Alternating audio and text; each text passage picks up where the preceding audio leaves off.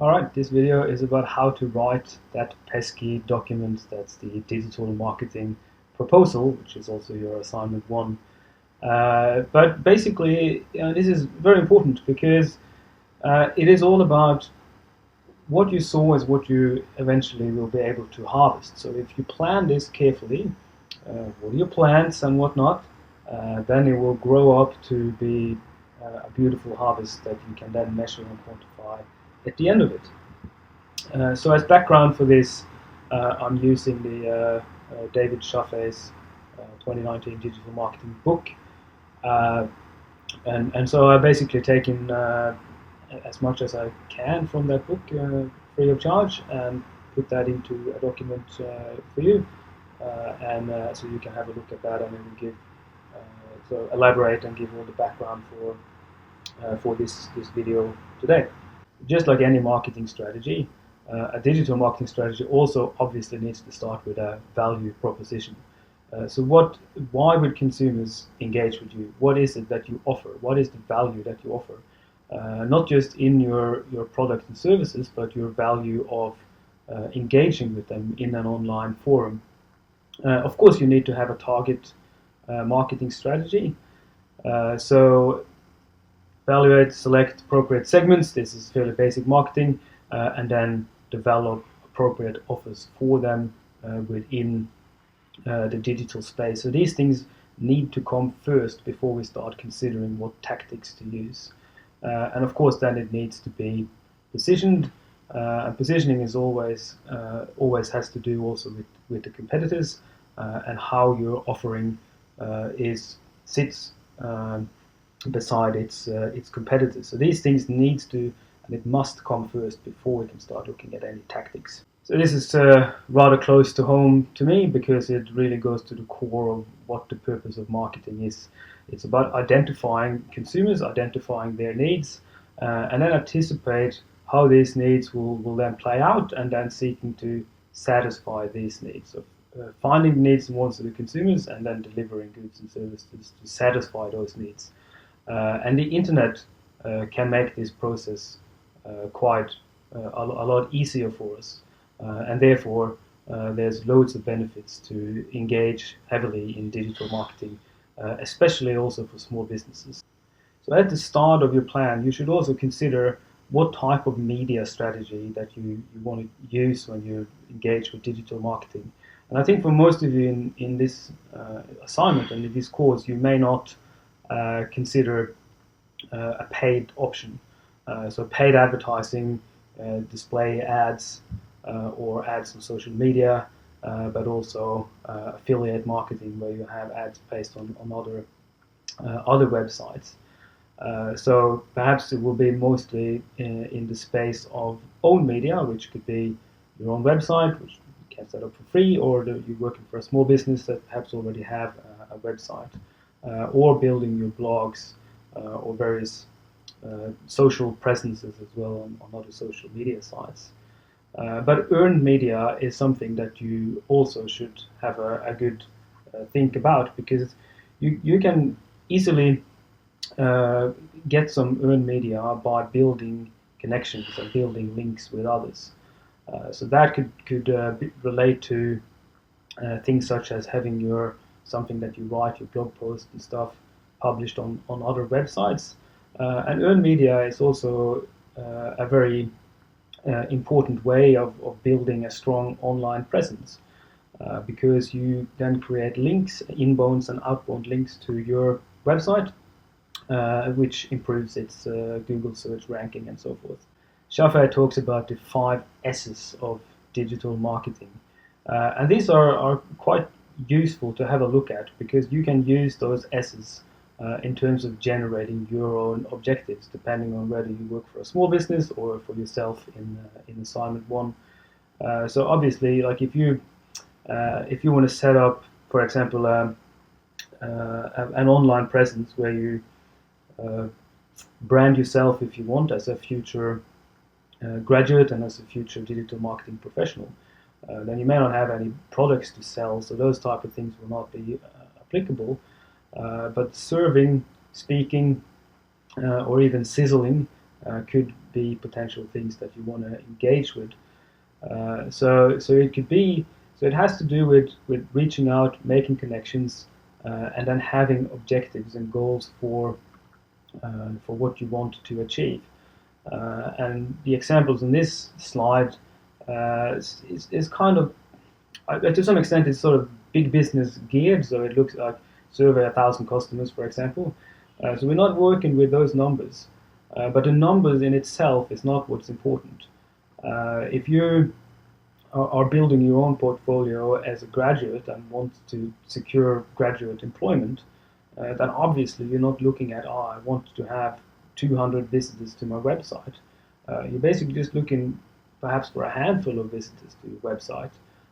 Because at the end of the day, if the goal or your goal is to find employment, then you really just need one visitor, and that would be the one that would offer you a job. So you need to put that into perspective and then set goals and objectives accordingly.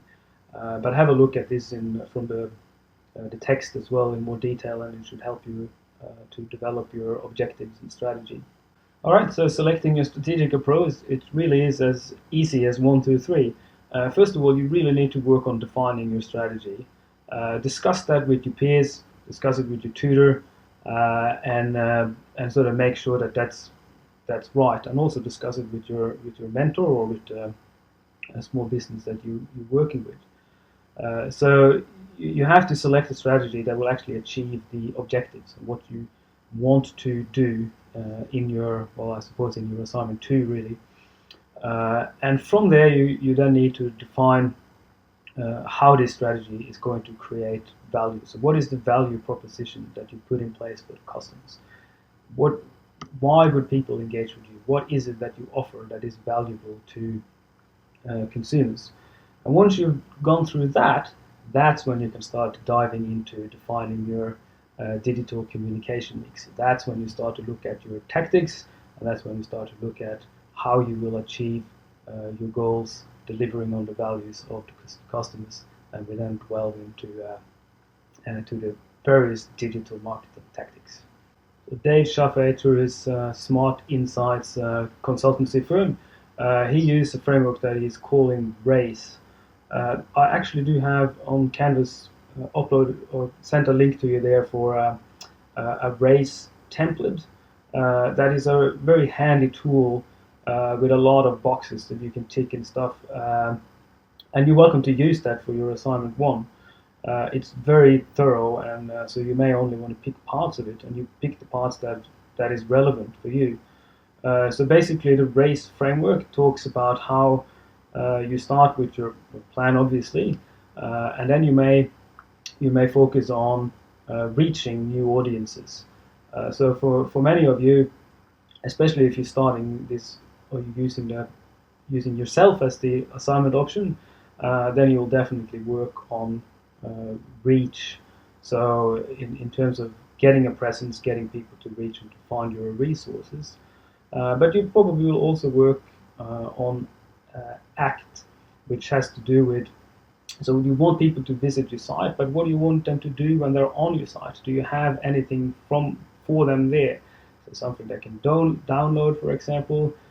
It doesn't have to be selling products. It could be stuff that you have there for free. So you want to look at what pages are they visiting, what content are they looking at, and so forth.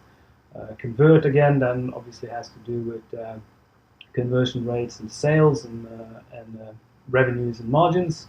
And then finally, the engage has to do with building relationships, building fan relationships. So this has to do with building stronger relationships with those of your customers that are fans and that are strong supporters.